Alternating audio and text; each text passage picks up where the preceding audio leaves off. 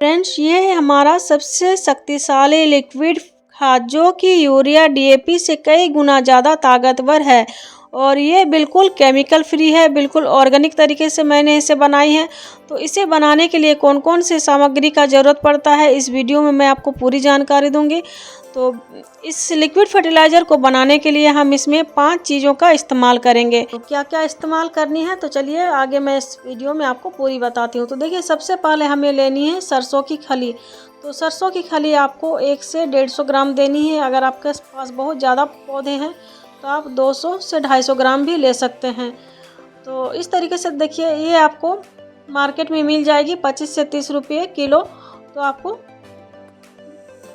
150 ग्राम सरसों खली में कम से कम 2 लीटर आपको पानी देनी है। तो 2 लीटर पानी में हम इसे इस तरीके से मिला लेंगे। तो सरसों खली में नाइट्रोजन, फास्फोरस और पोटेशियम पाई जाती है। इसके अलावा ये हमारे मिट्टी को हमेशा उपजाऊ बना कर रखती है और बहुत ज़्यादा मात्रा में पोषक तत्व पहुँचाती है। जैसे फलों और फूलों की संख्या को भी ये बढ़ाती है और आकार में भी बड़ा करती है। उसके बाद दूसरी चीज़ लेनी है हमें नीम खली। तो नीम खली भी हमें उतनी ही मात्रा में लेनी है। नीम खली पौधों की बढ़ोतरी के लिए काफ़ी ज़्यादा फायदेमंद है और ये सस्ती और ज़्यादा असरदार खाद है क्योंकि इसमें मौजूद माइक्रो और मैक्रो न्यूट्रिशन ऑर्गेनिक खाद है। इसे अगर हम पौधे की मिट्टी में एक बार डाल देते हैं तो ये पूरे सीजन चलती है, लंबे समय तक ये मिट्टी में बनी रहती है। नीम खली में पौधों की बढ़ोतरी के लिए एनपीके यानी nitrogen, phosphorus, potassium, calcium, magnesium, sulphur, zinc, copper, iron, इसके अलावा सल्फर कंपाउंड और कड़वे लिमोनाइड से भी भरपूर है जो कि हमारे पौधे की मिट्टी में अगर हम इसे डाल देते हैं तो जो पौधों की मिट्टी में जो सफ़ेद चींटियाँ, फफूंद, दीमक, जड़ नष्ट करने वाले जो हमारे पौधे में छोटे कीट होते हैं जैसे निमाटोड जैसे बीमारियां, जो लार्वा, सभी से हमारे पौधों की जड़ों को सुरक्षा पहुंचाती है और जो भी बैक्टीरिया होती है उसे भी खत्म करती है। तो नीम खली को यूरिया से कहीं ज़्यादा अच्छी मानी जाती है क्योंकि यूरिया जो केमिकल फर्टिलाइज़र है वो हमारे मिट्टी से पोषक तत्वों को खींचने का काम करती है और मिट्टी की क्वालिटी को धीरे धीरे खराब कर देती है। और नीम खली जो है खुद ही पोषक तत्वों से भरपूर है जो कि हमारे मिट्टी को उपजाऊ बना के रखती है, इसकी उपजाऊ शक्ति को भी बढ़ाती है। उसके बाद हमें लेनी है गोबर की खाद। तो गोबर की खाद आपको 200 ग्राम लेनी है। तो गोबर की खाद में तो बहुत ज़्यादा मात्रा में नाइट्रोजन पाई जाती है और अच्छी खासी इसमें जीवाणु होते हैं जो कि हमारे पौधों की मिट्टी के लिए काफ़ी ज़्यादा ज़रूरी है। उसके बाद ये हमारे पौधों की अगर कोई चिकनी मिट्टी हो या रेतीली मिट्टी तो इसमें अगर हम गोबर की खाद मिला देते हैं तो हमारे मिट्टी में भुरभुरी और उपजाऊ बनती है और जब हम उसमें पानी देते हैं तो पानी को सोखने का भी काम करती है। तो गोबर की खाद हमारे पौधों के लिए बहुत ज़्यादा ज़रूरी होती है। जब हम कोई पौधा लगाते हैं तो उसमें भी हम गोबर की खाद 1 भाग मिलाते हैं। तो आपको गोबर की खाद ले लेनी है। तो कोई भी फल वाला फूल वाला पौधे में आप गोबर की खाद मिलाते हैं तो बहुत अच्छे काम करते हैं। उसके बाद आपको केले का छिलका ले लेना है। तो 5 से 6 मैं इसमें केले के छिलके को सुखा के उसके बाद इसका इस्तेमाल कर रही हूँ। तो आप चाहे तो इसका पाउडर भी बना के इसका इस्तेमाल कर सकते हैं या फिर आप बिना सुखाए भी इसका यूज कर सकते हैं। इसमें बहुत ज़्यादा मात्रा में पोटेशियम पाई जाती है और कुछ मात्रा में फास्फोरस भी रहती है। उसके बाद हमें देखिए ये और एक चीज़ मिलानी है, ये है गुड़। तो अगर आपको काला गुड़ मिल जाती है या फिर 2 से 3 साल पुराना, जितना पुराना गुड़ आपको मिल जाए उतना अच्छा काम करती है और काला गुड़ मिल जाए तो बहुत ही ज़्यादा क्योंकि इसमें ज़्यादा मात्रा में माइक्रोब्स पाई जाती है। तो गुड़ हमारे इस प्रक्रिया को तेज़ी से बढ़ाएगी और जो माइक्रोब्स की संख्या को भी बहुत ज़्यादा बढ़ाती है। तो हमें इसमें 50 ग्राम गुड़ ले लेनी है। उसके बाद हमें इसे अच्छे तरह से कोई डंडे की मदद से इस तरीके से चला लेनी है। तो उसके बाद आप इसे अच्छे से चला के ढक के कहीं छायादार जगह में रख दीजिए।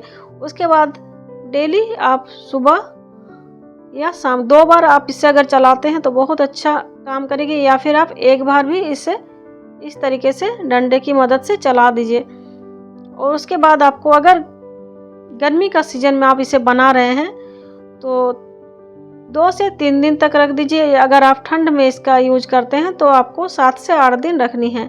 तो ठंड के सीज़न में ये एक बेस्ट ऑर्गेनिक खाद है। उसके बाद देखिए मैं इसे ढक के रख दी हूँ। उसके बाद 7 से 8 दिन बाद देखिए ये कुछ इस तरीके से दिखने लग गई है। तो इससे हम अब एक कोई छानने की मदद से छान लेंगे। तो देखिए इस तरीके से हम इसे छान लेंगे। अगर आप इसे मिट्टी का बर्तन में बनाना चाहते हैं तो और ज़्यादा बेस्ट होगा। अगर आपके पास मिट्टी का बर्तन नहीं है तो इस तरह आप प्लास्टिक के बाल्टी में भी कर सकते हैं। तो इस तरीके से देखिए मैं इसे छान ले रही हूँ। तो आपको जितनी ज़रूरत है उतनी ही आपको लेनी है। तो मैं इसमें 4 जग ले ली हूँ और मैं इसका इस्तेमाल बाद में करूँगी। आप चाहें तो फिर 2 दिन बाद 3 दिन बाद इसका इस्तेमाल कर सकते हैं। तो मैं इसमें जैसे 4 जग ले ली हूँ तो उसी हिसाब से मैं इसमें पानी मिलाऊंगी। तो 4 जग के हिसाब से आपको कम से कम 8 से 10 गुना पानी मिलानी है। तो मैं इसमें देखिए बाल्टी पूरा भर लूँगी। तो आपको इस तरीके से पतला फर्टिलाइज़र बनाना है। उसके बाद जितने भी फूल वाले पौधे हैं हम इस फर्टिलाइज़र को दे सकते हैं। तो देखिए जैसे कि गुड़हल है तो गुड़हल बहुत ही अच्छी फ्लावरिंग करती है। इसमें अगर बड़े साइज़ का आपको फूल लेनी है तो देखिए मेरे गुड़हल के पौधे में इसमें कम से कम 3 से 4 महीने से लगातार फूल दे रहे हैं और अभी तक इसमें फ्लावरिंग हो ही रही है। तो इसमें बड़े साइज़ के अगर फ्लावर लेने हैं और हमेशा आप चाहते हैं कि आपके पौधे में फूलों से भरे रहे तो आपको इस लिक्विड फर्टिलाइज़र का यूज 15 से 18 दिन के गैपिंग में करनी है। तो जैसे देखिए सभी फूल वाले पौधे में मैं डाल देती हूँ। जैसे रजनीगंधा हुआ, जैसे एक जोड़ा है तो एक जोड़ा में आप देख सकते हैं अभी भी मेरे एक जोड़ा में कितनी अच्छी फ्लावरिंग हो रही है। तो जितने फूल वाले पौधे हैं मैं सभी में इसका यूज करती हूँ। या फिर जो भी सीजनल पौधे हैं जैसे कि डहलिया हुए, पिटोनिया है, गुलदाउदी है या फिर जो भी फ्लावरिंग प्लांट हैं सभी में आप इसका यूज कर सकते हैं। सिर्फ इसका यूज आप इंडोर प्लांट्स में जैसे कैक्टस में या फिर अडेनियम में इसका इस्तेमाल आपको नहीं करनी है। या फिर अगर जरबेरा में भी आप इसका इस्तेमाल करते हैं तो पानी की मात्रा और थोड़ी सी आपको बढ़ा देनी है। और आपको ध्यान रखनी है कि पूरा एकदम लिक्विड बनाना है इसको, पानी की एकदम तरल पदार्थ बनानी है और आपको इसको डालनी है। तो देखिए जैसे गुलदाउदी में आप डालते हैं तो गुलदाउदी में जब से कलियां बनना स्टार्ट हो जाती है तब से आप इसका यूज कीजिए। जैसे देखिए आप मेरे जितने भी गुलदाउदी हैं सभी में कलियां बनना स्टार्ट हो गई है।